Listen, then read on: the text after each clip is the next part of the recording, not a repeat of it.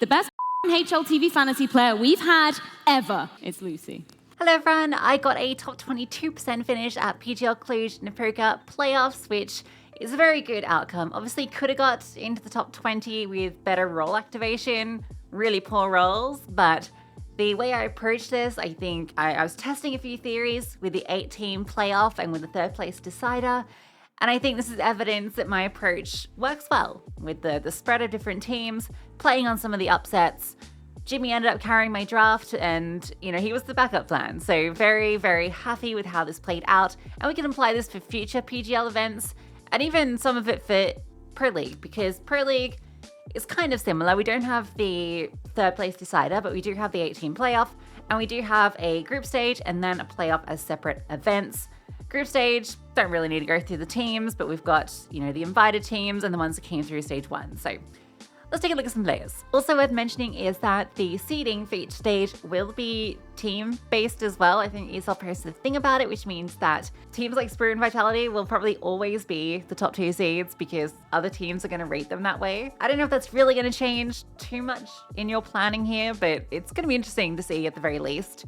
And I think it does mean that drafting into the top 2 makes a lot of sense. I think that when you're looking at these two, you should definitely be picking a player from one of them just so you've got that safety net. You don't need to go full in here. And I think if you're looking at Spirit, it's really hard to justify any players other than Shiro and Donk. I think Zontics and Magics are just too expensive. Chopper is also, in fact, I say Chopper, Apex, Alexi. I would not draft any of these 3. It's really surprising to me to see them in the most drafted players because they are way too expensive when you look at the other players available at this event. So I think they're a huge mistake. But I think Don can be drafted because there's some really good value bronze players. For Vitality, I think it's only really Mezzy and Rops that stand out. Rops had a great debut. Mezzy's been looking really good this year. The other 3, I don't think they're really worth their price. For Na'Vi, the obvious player is JL, and he's one of the more draft players for a reason. He's been just as good, if not better than Imma, so I don't really know why he's so much cheaper, but he's the only one here that really jumps out to me as great value. And I think Eternal Fire, they're a little too expensive for some of their inconsistencies in recent events. So I think maybe Maja is an okay bronze, but I think there's better. Jota's potentially the only player that I look at here and think, yeah, he's decent value. Sub 200, that's okay. I think for G2, Malbs jumps out a lot here. This team obviously is going through a period where it's trying to re-find its identity after losing Nico. Malbs is taking on a lot of important roles in the team, and so I think he is better than Heavy God. Even though Heavy God's a very consistent player, I think Malbs has more potential, and when he reaches that, will be the better player, and so he feels decent value, but the rest, not so. Mongols have come down a little bit since the last event. They did bomb out of the playoffs, but this is a studio event. So both Mongols and Maus feel very good because of that. I actually think that Maus are the most underrated team here. Maybe they're not underrated, maybe just underdrafted. I didn't see really any of their players in the most popular drafts. And so that's kind of surprising to me because Exertion, sub 210, Jimmy 205, even Sphinx is no longer gold. This team has been doing really well since Berlin took over the IGLing. I'm now a Mouse believer, and in a group stage studio environment, I think you're crazy not to draft this team. I will be drafting them. They are crazy value. Falcons are also interesting too after their good run at PGL, but I do think they're a little too expensive. Their pricing hasn't changed too much.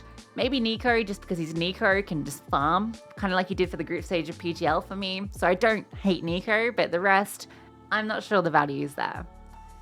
JKS is the best player to draft this event, and he is the most drafted player, but actually not drafted as much as I thought he would be, because 178,000 for JKS is crazy. Like, on a bad day, you get a 0.9 rating, but on a good day, you get quite decent performances out of him. And I do think Liquid can scrape it through here. I think that they're maybe underrated as a team. A lot of people hate on this team. Again, it's that conversation I had last event where you've got to kind of put aside your personal feelings or the community's personal feelings about a team and be objective with drafting. And this is a good team. Nerds is a very good player. Twist is really good value as well. And I think this team gets through, even if it is only scraping through. And JKS, you have to draft him. I think the problem with Pain, Gamer Legion, Furia is that none of them are looking particularly good enough to get through here. Furia could maybe scrape by if Quesarado pops off and he's decent value. The rest, you're only really looking at them if you want a really cheap value player, and I think there's better choices elsewhere. So I think with the consistency or inconsistency of teams like Pain and Furia, it's hard to look at any of these three and get interested.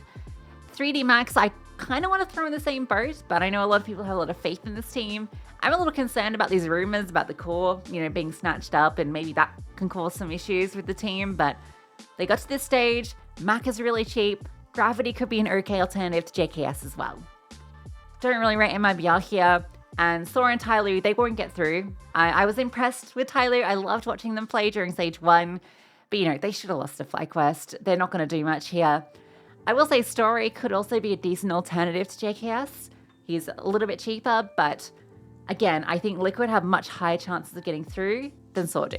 So for my draft, obviously I have to pick JKS for the value. Also, it's an Aussie. And then I'm going to grab Mouse. I think that they're ridiculous value. Brolin, I think, has been good since IGLing and is better than the IGLs from the top 3 teams in terms of performance. I'd love to get Exertion. I think he is the best choice on Mouse, but he's a little too expensive for the draft that I want to do. So I have to go Jimmy, who performed really well for me during PGL, leaves me in plenty of money, and that's going to give me some flexibility to get some players from the top 3 teams. I'm going to grab JL, values just through the roof, and then I'm going to grab Shiro. I think that he's going to provide a nice point of difference for me because a lot of people are going into ROPS, and I think that people might pass on him for Donk because Donk feels like you can really draft him this event. So yeah, I'm hoping that pans out for me. Obviously, the biggest risk with this draft is I don't have Vitality. So hopefully that doesn't come back to bite me. I know that Vitality probably are maybe the best team in the world.